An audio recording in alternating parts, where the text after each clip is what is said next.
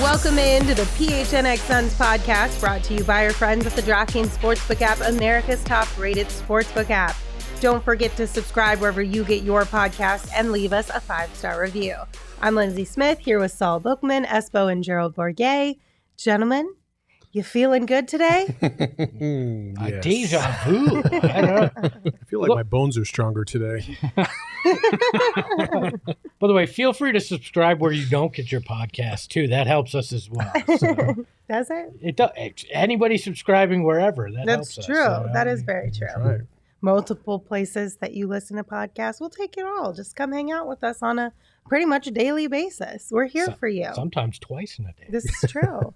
Today we are going to preview a potential Suns versus Pelicans first round matchup. Mm-hmm. This is our final preview of the week. Oh, yes. And Where's the champagne? just going to break it Let's down for go. you guys real quick. The Pelicans Lindsey's- finished the regular season with a 36-46 record. The Suns went 3-1 against them this season. And as we do all of these kind of potential previews, what are some reasons the Suns will win this series? Well, it ain't because of Eric Bledsoe, because I was thrown off by that opening graphic. I was like, does Eric Bledsoe play for the New Orleans Pelicans? I had to look at the roster just to make sure. I was like, no, he doesn't. Okay, cool. So it's not going to be Not him. anymore. Well, that's astute. He's right. Yeah. That's an astute observation. If you don't play Yes, for the team, correct. you can't have an impact. I know. Go ahead, guys. Analysis. That's advanced stats. It is advanced stats. Look, That's also throwing our producer under the bus.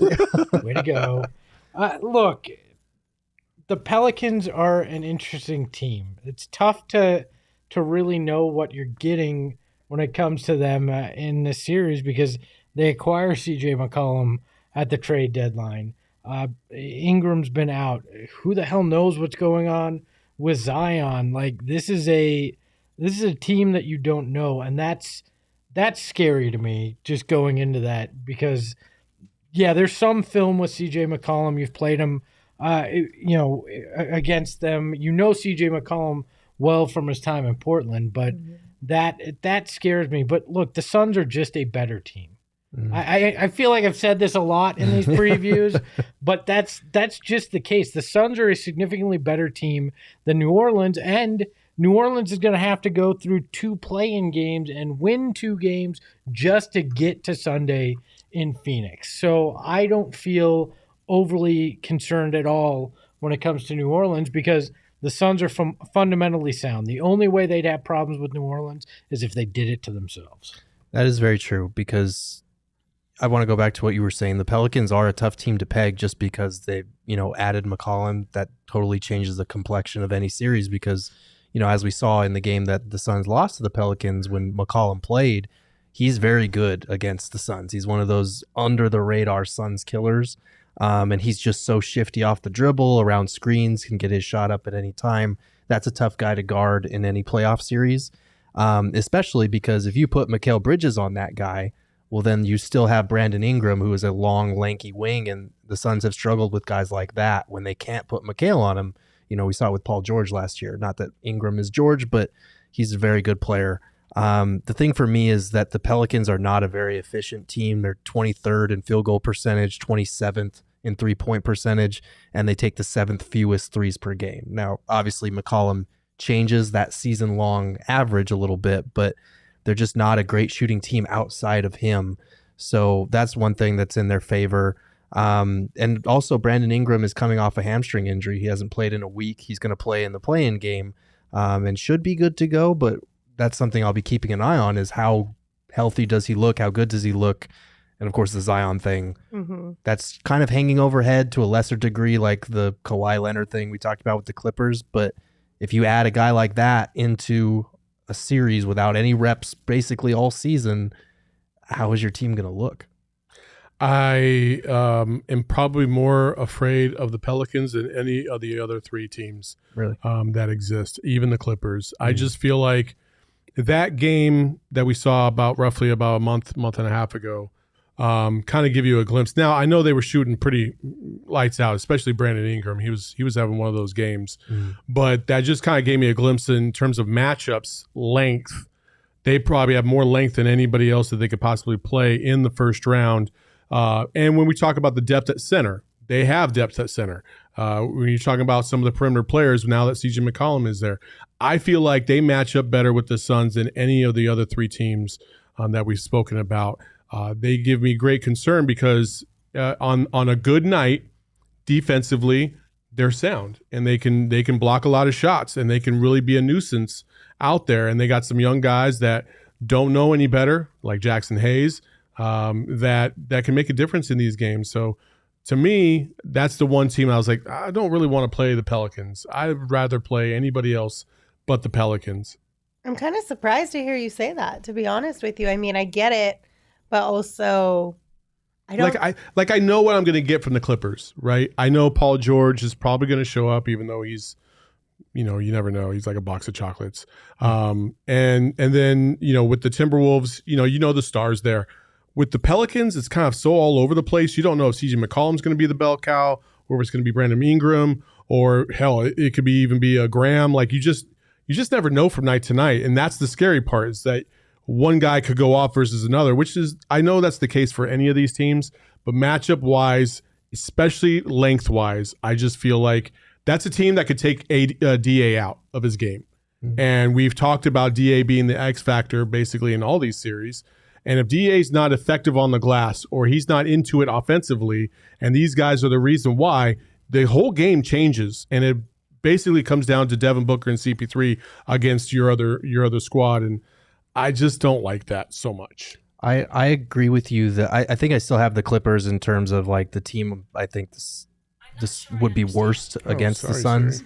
But I agree with you. The Pelicans are a sneaky good opponent for the Suns team. And I think they're probably the team I would like to face the second least, if that makes sense. Like they are a very strong team and they've been totally different since they got McCollum. Yeah. They started the season 1-12, so their record is a little misleading, but they've had a winning record since then, barely 35-34. And the stats and the metrics, it's hard to figure that out because of CJ McCollum. Right. It's a totally different team compared to what they've been for most of the season. They're 14-14 since adding McCollum, but they have a top 10 net rating in that time. So they've been playing like a very good, very different team. And I think with Willie Green, he was a guy that needed some time to figure it out, get this totally new group of guys on the same page. And once they did, they built up some momentum. So their record's a little bit deceiving in terms of how much of a challenge they might be. And then you throw in Zion Williamson, who I don't think is going to play very much if he does at all. But there is that X factor. You just never know what he might bring to the table. I feel like some of these series, we've talked about Kawhi and we've talked about other guys possibly coming back or giving it a go. Steph Curry might give it a go. We don't know. Zion hasn't played in like over a year, it feels like. Right. And even if he does play, legitimately, what kind of shape will he be in? Not only that, but Zion's not a vet, so it's not like he can find a way to seamlessly fit into a team like a veteran might be able to coming back from an injury. Exactly. So he doesn't have that experience. I actually think that would be a detriment to New Orleans if he was to play, because now you have to fit really a square peg into a round hole, and I just don't see that fit. Look, I understand that the Pelicans can pose some problems, but when I look at this, I don't see a path where they could win a series. With the Clippers, I see a path where if everything went right, the Clippers could beat the Suns. If everything goes right, I don't see where New Orleans can beat the Suns. I could see where they could force a difficult series, but I don't see a path to victory for them. I mean, I could see that with the Clippers. But we've seen it though. We've seen we saw them win one game. I mean, winning 4 games out of 7 is very difficult. Sure, true. But again, like that one game tells you that there is a path. You know what I'm saying? The Suns would have to implode and the Pelicans would have to play perfectly, and I don't see that happening 4 different times. There's a way I could see the Clippers play to somewhat of their potential, the Suns play to play down a little bit and the Clippers get a path to victory. I don't see it with New Orleans. Yeah, with New Orleans, to me, it's almost like what they say, styles make fights. And I could see New Orleans being more of a pest defensively with their length than, say, the Clippers, for instance. Like, that's just my opinion, and that's what I believe in. Go ahead. Well, I was going to say, like, in terms of, because you mentioned the term X factor, so we could probably talk about those. I think Willie Green is one that flies under the radar. We've talked about Pop. We've talked about these various different coaches. But, like, Willie Green is intimately familiar with Monty's system, with what the Suns run, with their players and their tendencies. That helps, because as much as, Monty says that everybody in the league knows what everybody runs, it's just a matter of stopping it. That's true. But when you have that intimate familiarity with, okay, so if this isn't there, this, play name, like counters and tweaks and all of that. And I think that Pelicans game that we're talking about was one of the rare occasions where Monty got out-coached this season, just because I think Green has that leg up on knowing the type of stuff they're going to run. And then we'll dive into the size and the rebounding, but that back line, Jonas Valanciunas, Jackson Hayes, Willie Hernan-Gomez, Larry Nance Jr., who they added, and then they have long wings like Herb Jones and Josh Hart, who crash the boards hard. Those are problem areas for this Suns team, just in terms of length, size, and strength, because we know JV is a monster down there. If you talk about defensive rebounding, you better be on your A game in that series, and that could turn the tide in a series like that. So to me, that's a large reason why I could see a path forward. I don't think it's going to happen, but of all four teams, to me, the path forward is a little clearer for me with the Pelicans than the other three. For me, an X factor is the ability to trap in the backcourt, trapping the backcourt guys. Willie Green did that earlier in the season against Chris Paul. Chris Paul's actually talked about, how he didn't particularly, wasn't his favorite thing there. So I think that is an X factor. What kind of pressure can the New Orleans defense get on Chris Paul, get on Devin Booker, and the Suns ball handlers? That's where you can rattle this team if you do it right. So, and I think they've been, since the McCollum trade, they've been something like, I want to say 13th in defensive rating. So they've been a lot better. I think overall they're 18th in offensive rating and 19th in defensive rating. But since that trade, they've moved up to 9th and 13th in those areas. The next factor for me, real quick, is just Brandon Ingram.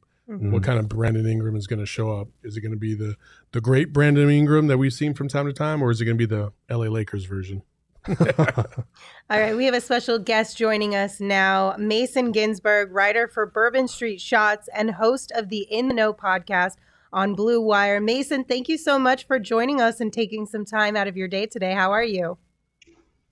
Good. 4-on-1 it looks like, which may be a preview of what the series could look like if the Pelicans and Suns play.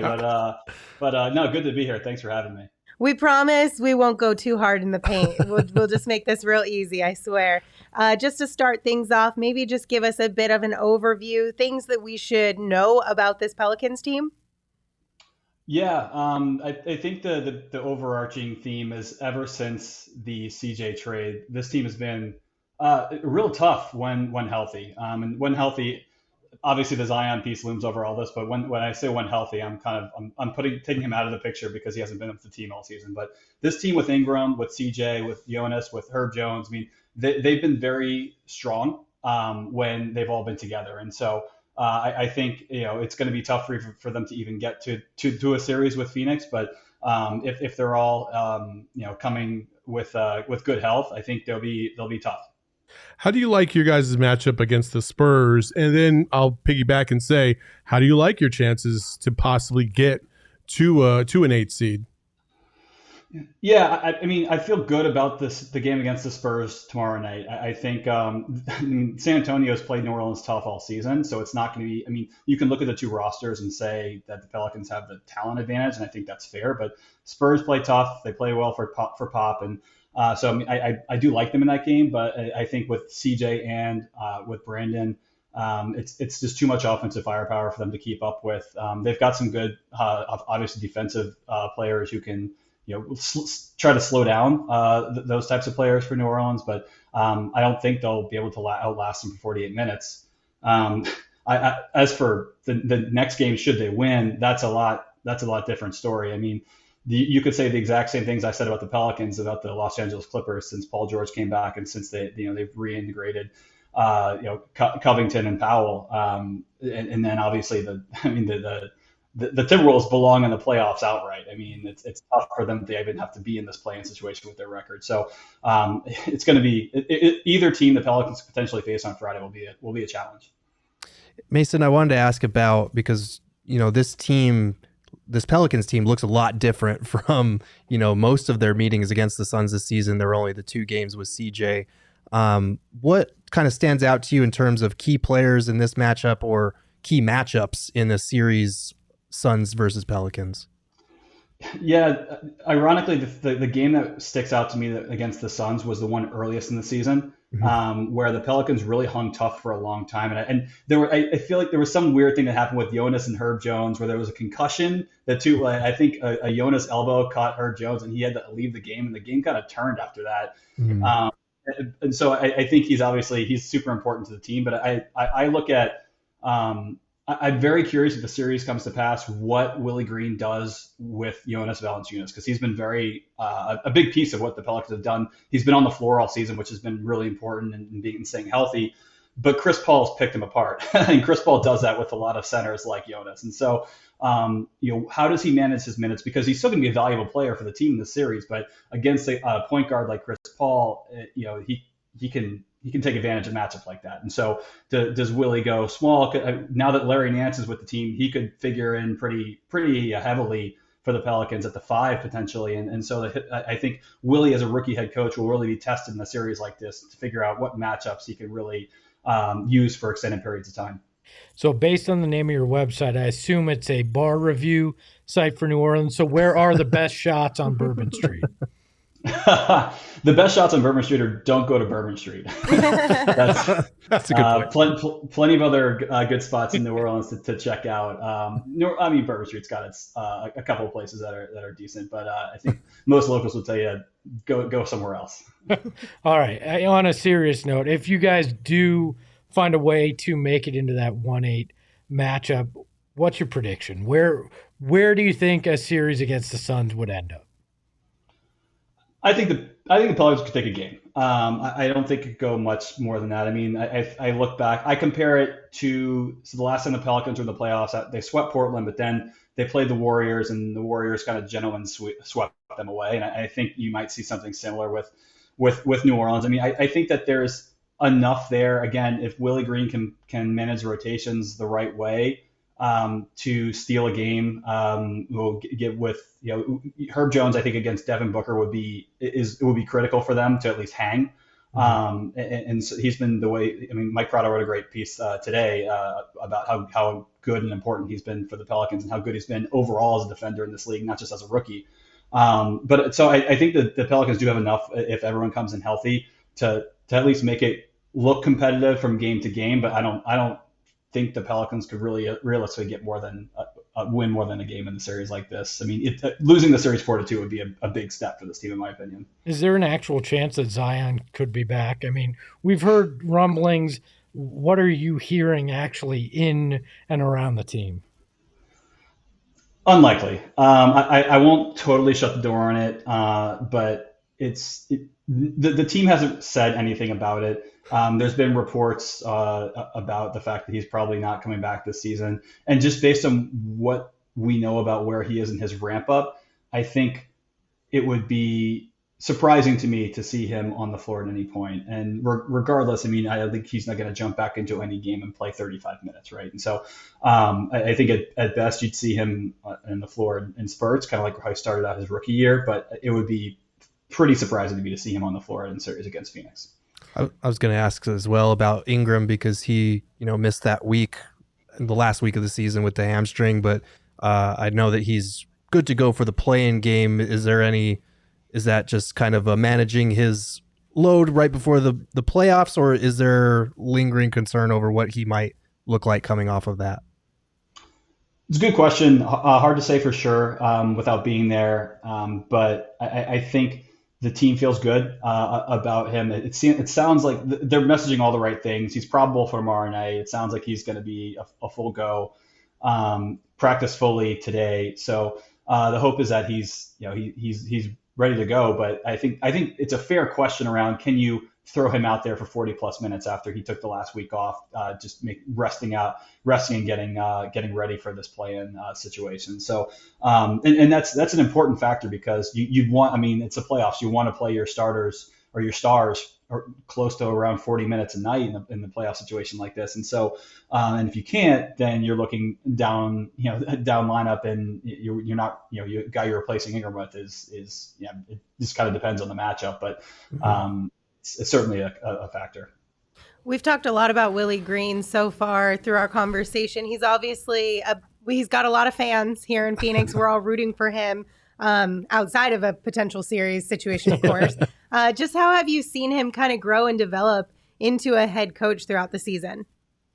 It's been so special and inspiring to watch the way that Willie Green has gotten the players behind him.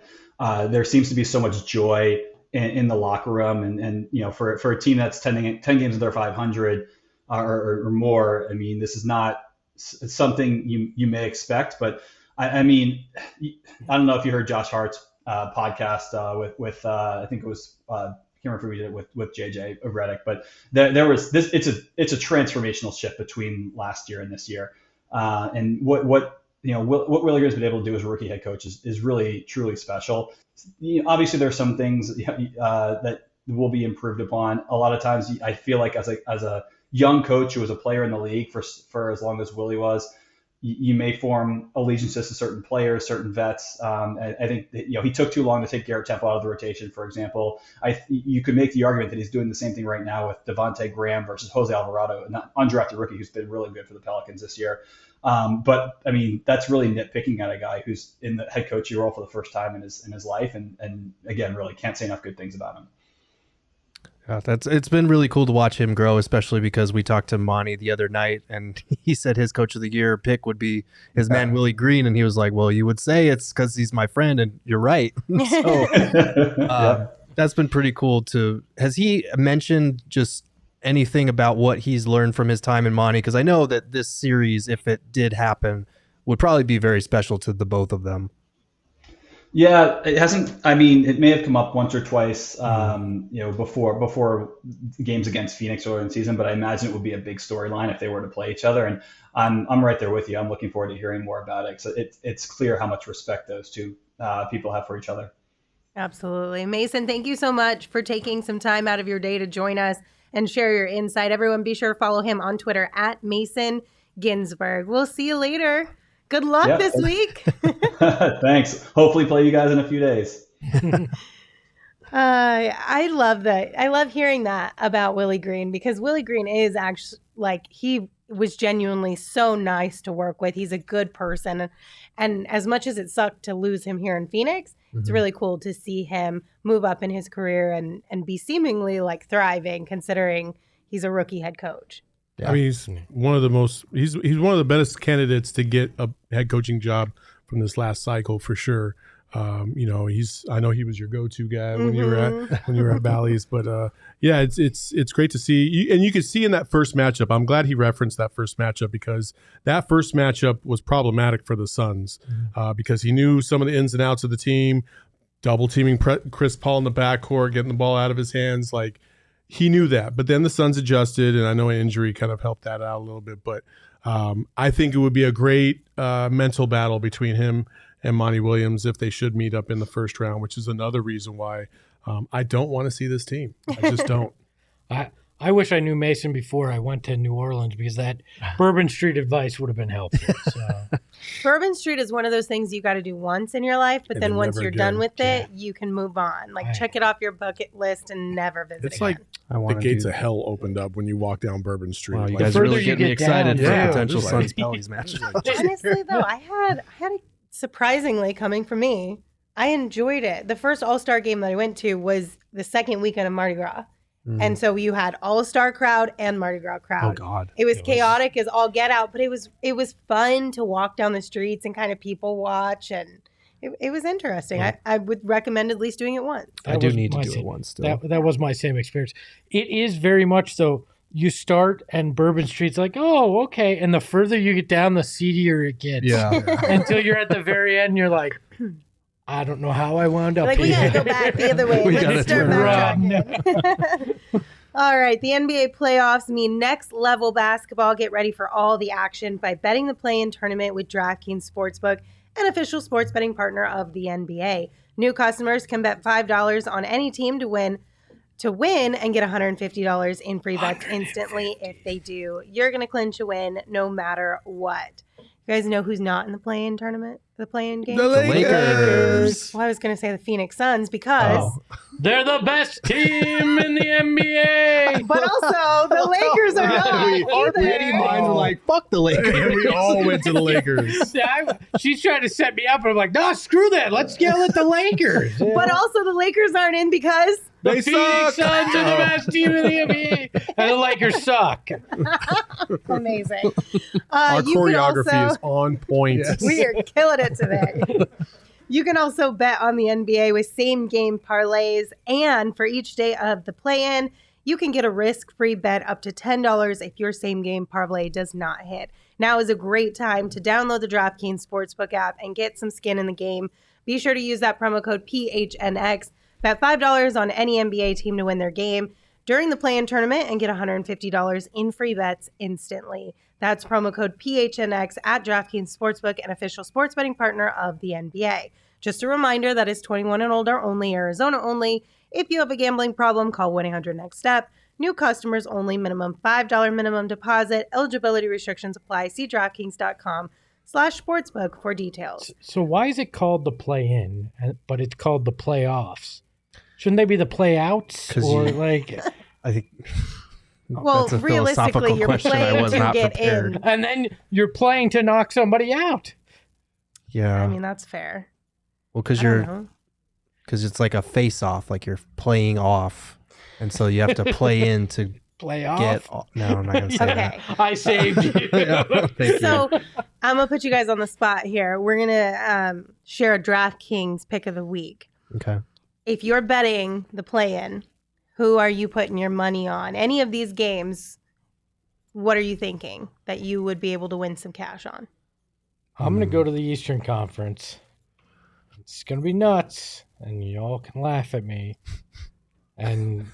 But I think there is a chance that the Nets fall completely out. Can you bet on that? I'm sure you can. So Okay. There's not a I would chance in love. hell. I would love that though. And God, I- I would love that. The odds I would would love it. probably be I would pretty relish high. Yeah. that day, like almost as much as I want Nets Bucks first round. Oh, we can't have that. Yeah, no, we you can't get have Bulls Bucks. We can have Bulls, Celtics. Bucks. Celtics Nets. Even better because I think the Celtics are completely overrated. Oh, interesting. Kyrie revenge game. Let's go. I'm probably gonna. I would bet. I don't know. You know what? I wonder what the odds are on the Pelicans making the 8 seed. I might do that. I mean, that might be It's a a Pelicans good themed payout, show, too. so it fits. You just want to give Saul his worst nightmare. I actually, I would probably put money on the Clippers. Yeah, the Clippers. At least to win against the It's Wolves. a safer bet. Yeah, Yeah. I think so. I get that. Mm. I think if I was looking for a safe bet, I would do that. I would like the Pelicans to at least get out of the first play-in game, Yeah. just as a little nod to Willie Green, but then not the second one, maybe. You know I what just- I just realized? We've lifted the shroud that this is live on Wednesday because those games we just talked about were played Tuesday night. Oh yeah. If you're listening to this, you know if we That's were right what or happens wrong. when you pivot from the script. Well, we had to do a DraftKings pick of the week. What's your pick of the week? Oh, cool. I look like a genius because I just picked the Clippers and they beat the Timberwolves. Well, let's just do it Surprise, we're again. not live Fingers right crossed. now. Let's just do it again. Pick better picks. Do better. I guess I will go with the San Antonio Spurs. I will pick the fill in the blank to beat fill in the blank in Friday night's game. I don't know about y'all, but my picks still work. So Gerald understood the assignment. Thank God one of us did. All right, potential problem areas. yeah. What potential problems could we see when facing the Pelicans? For me, It's that the Pelicans are third in the league in offensive rebounds per game. And that has been a little bit of an issue for the Suns as of late and a little bit this season. The Suns are tied for 18th this season. That's exactly where I was going to go, is the rebounding. Against a team like the Pels, you better be on your A game boxing out. Otherwise, you're going to give them too many opportunities, and it's going to cause problems. Yeah, I think that's a big one. Fourth in offensive rebounding percentage, third in second chance points. And they're also a good defensive rebounding team. So the Suns aren't going to get a lot of offensive rebounds. They don't do that well anyway. I think the other thing is, Mason mentioned it quickly, but Herb Jones' defense, he is not your typical rookie, and he's a guy that can give a guy like even Devin Booker problems. He's an all-defensive candidate this year. I made my list and I just left him off it, but he's been really good at forcing steals and blocks all season long. He's, and I think, top 5 in steals plus blocks this year.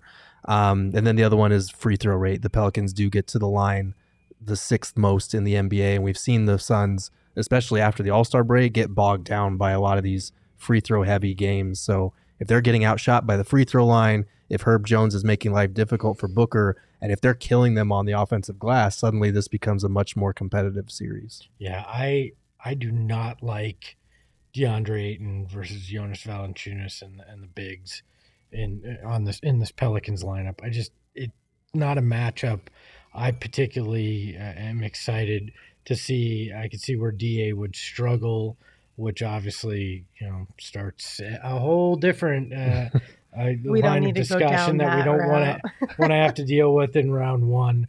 So that's what I think a potential advantage for the Pelicans, that I don't like that as a matchup for the Suns there. Yeah, they're also very disciplined because we talked about the Timberwolves, how they like to create a lot of turnovers. The Pelicans are similar. They're 7th in steals, 6th in fast break points, and 9th in points off turnovers.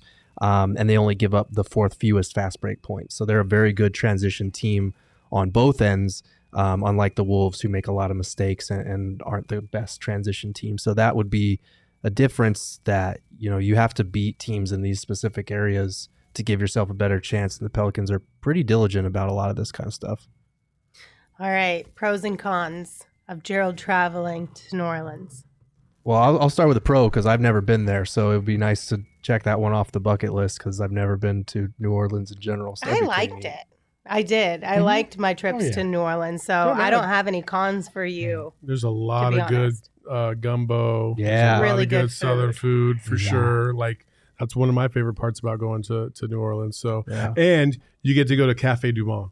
Oh, yes. Oh, my God. I had it for the first time a couple of weeks ago when we went to Senior Bowl. Uh-huh. Yeah. Just the That's greatest. exciting. On that show, and I stand by this, they're overrated. They're good, but they're overrated. However, when you do go, bring cash because it's cash only. Cash Okay. only. There's an ATM across the street, just in case you forget. Okay, good to know. Alcohol poisoning and beignets. Those are the negatives and the positives. They're not for it. overrated. Don't listen alcohol to Lindsey. poisoning's overrated. The beignets It's are like fantastic. Bourbon Street. You got to Yeah. do it at least Look- once, and then you can decide after that if you're going to go back for a second or third time. Alcohol We'll go back for a poisoning second or third time, I promise. Beignets. All right. Beignets. Look, Alcohol. do not have a hurricane. I'm just giving you that word of advice. Really? Those You can things. do it one time. No, I think your liver would thank you if you did Well, not.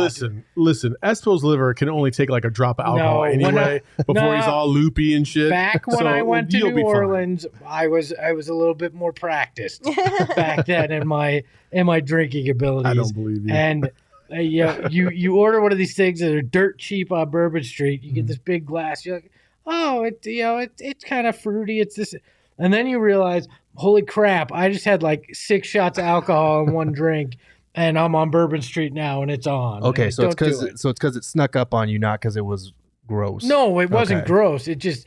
It's a lot. It's a lot, and Okay. you don't realize it's a lot because it's in a packaging that you think, oh, this isn't too bad. So, I had we went to a bar, and our buddy Zach Stevens from DMVR had bought everybody shots, Okay. but he bought me a shot. So it came in like this huge syringe. oh, I Okay. Yeah, Oh, But nobody told me it's dark in the club, right? Nobody told me that the cap was still on. So I'm squeezing the shit out of this shot and nothing's coming out. And all of a sudden it just erupted because it busted out of the back and there was like juice everywhere. And it was like there was red and somebody was wearing white pants. So they had like red all over the pants. Oh, I would have been so mad at you. Yeah, it looked like somebody cut somebody open. I was like, oh, I'm sorry. Well, since I'll be working, I'll just have one hurricane and then just one for the gram, and then I'll. Well, you're gonna have a day in between. That's true. Oh shit! I was working too covering basketball and said I'll have one hurricane, and it devolved into me passing out in the Arby's that's on Bourbon Street. So, Damn, Espo. You can ask Sean Deloney about that. Face down. No, up against the wall. I didn't. Yeah. Amazing. Oh, not Arby's. Oh my Honestly, God. I really don't have any cons for New Orleans. I think you'll have a good time if you end up getting to go out I would there. pay to see Espo that drunk. Of course you Oh my would. God. Arby's has the meats and had a really fat guy passed out on as well while I was there. Like, no, you don't want to see me like that because it's not fun. It's just I get super sleepy. Like, It is a little humid. it is. Is it? I'll say that. I don't know about this time of the year, but it is a little humid. That's the only other thing. Okay, so All right. if we're since we're gonna wrap up traveling girth for the fourth show that we're doing now, I need you guys to rank the cities in order from best to worst that I might be traveling to for this first round matchup. I would say New Orleans first, only because you've not been there. I do love LA, but I'm going to say New Orleans first, then LA, then Minnesota, then San Antonio. New Orleans, Minnesota, and San Antonio and LA can burn in hell for all I care. So All four. Espo just has this I just like hate both those hatred cities. for LA. How many Arby's have you ruined across the country? just the New Orleans one. Just that damn it. one. Just the one. I agree with Lindsey. It would be those two, and then Minnesota and San Antonio dead last. Yeah. Okay. That's probably how I would have. But ranked it as Minnesota's well. better than San Antonio because at least it's walkable. And there's like stuff around. Where San Antonio, if you're not staying on the Riverwalk, then it's not walkable. But even if you're staying on the Riverwalk, you still got to drive to get to the arena. Yeah, it's like 20 to 30 minutes to get to the arena Oh really? because sometimes you can hit traffic or the trains. Oh damn. Yeah. That doesn't sound like fun. Yeah, it's not an Okay. ideal city, but whatever. Well, let's go Pelicans in this playing game. All right, before we get into predictions and wrap up the show, OG is one of Arizona's first scratch-made cannabis kitchens and is dedicated to creating innovative and memorable cannabis-infused products that flavor life's journeys. We've heard from a handful of people here at PHNX that the orange creamsicle indica gummy is really delightful, and it's great for after a long day of hard work, doing shows, time to just kind of sit back and unwind. We're both Arizona brands, so this is a great place to show a little love, right? Keep it local, support local brands. If you are interested in trying the amazingly delicious varieties of flavors that OG's Brands has to offer, go to ogsbrands.com. That's OGEEZbrands.com to find OGs near you. I also want to remind everybody out there that children 5 and older are eligible for the COVID-19 vaccine. The vaccine is the best tool we have to reduce the chances of getting sick with COVID-19. The vaccine can reduce the risk of being hospitalized or dying from the disease. Safe, free, and highly effective COVID-19 vaccines are available throughout Arizona. Visit azhealth.gov/find-vaccine for a location near you. So what are y'all's predictions? How's this one going to play out should they meet? Suns in 6. Okay. Suns in 5. I'm going Suns in 5 as well. I'm going Suns in 5 with this one.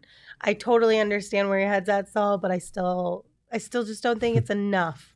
I teetered between 5 and 6 for sure. Yeah. But okay. Any final thoughts? Let's get the damn playoff started already. Seriously. Thank you guys for tuning in. We appreciate you as always. You can follow me on Twitter at LindseySmithAZ. You can follow Saul at Saul_Bookman. You can follow Gerald at Gerald Bourget. And of course, you can follow Espo at Espo. Espo, take us home. When you're on Bourbon Street, remember, Drink lots of water. Don't go to Arby's. the further you get down that street, the less you're going to remember. And that's not a good thing. Ahoy, hoy. PHNX. Hey yo, my lifestyle is retro. Tell the Phoenix Metro. Megas in control and he ain't never gonna let go. PHNX though, Lindsey, Gerald, Espo. Saul pass the ball, we here to turn up the tempo. Got to understand me, I'll always rep the family. Rally in the valley like Dan G, no plan B. Always on the job, my team move like